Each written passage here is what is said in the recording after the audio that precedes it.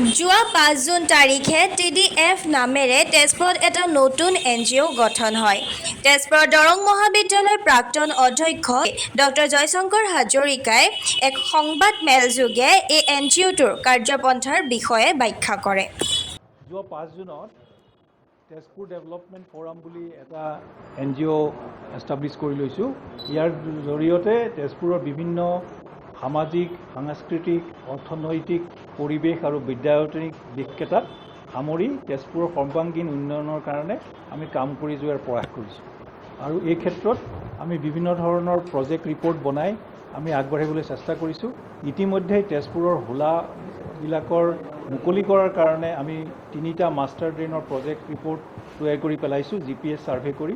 ইয়াৰ পিছতেই আমি তেজপুৰৰ বনৰীয়া জীৱ জন্তুৱে মানুহক যিবিলাক অনিষ্ট কৰিছে তাৰ প্ৰটেকশ্যনৰ কাৰণে তেজপুৰৰ ব্ৰহ্মপুত্ৰ ৰিভাৰ ফ্ৰণ্ট প্ৰটেকশ্যনৰ কাৰণে আমি তেজপুৰৰ ৱাইল্ড লাইফ DFৰ লগত কথা পাতি এই পাৰটোত যাতে সোলাৰ ঝাটকা ফেন্সিং দিয়াব পাৰি, য'ত আমি বেলেগ ঠাইত দিয়া দেখিছোঁ, সেই পৰ্যায়ত সেই কামবিলাক যাতে আগবাঢ়ে এই আমি চেষ্টা কৰিছোঁ।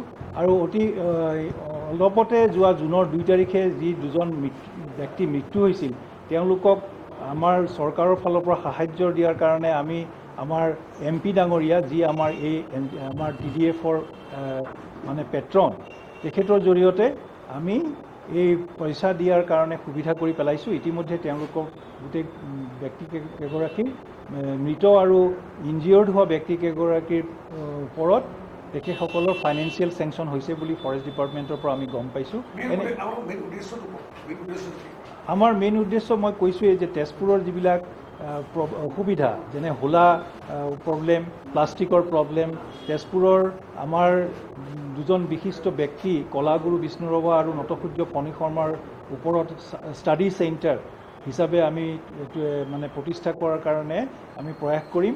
ইয়াৰ লগতে আমাৰ যিবিলাক সৌন্দৰ্য নগৰীখন তেজপুৰৰ, ইয়াত যাতে আৰ্টিফিচিয়েল ফ্লাড আৰু আৰ্টিফিচিয়েল ৱাটাৰ লগিং নহয়, এইবিলাকৰ পৰা মুকলি কৰি ৰখা কামবিলাক আমি কৰাৰ প্ৰয়াস কৰিছোঁ। এইবিলাক আমি সোমালে গম পাম, আমি নিজে দেখিছোঁ যদিও যে যিহেতু সদিচ্ছা থাকিলে where there is will there is a way বুলি আমি জানো।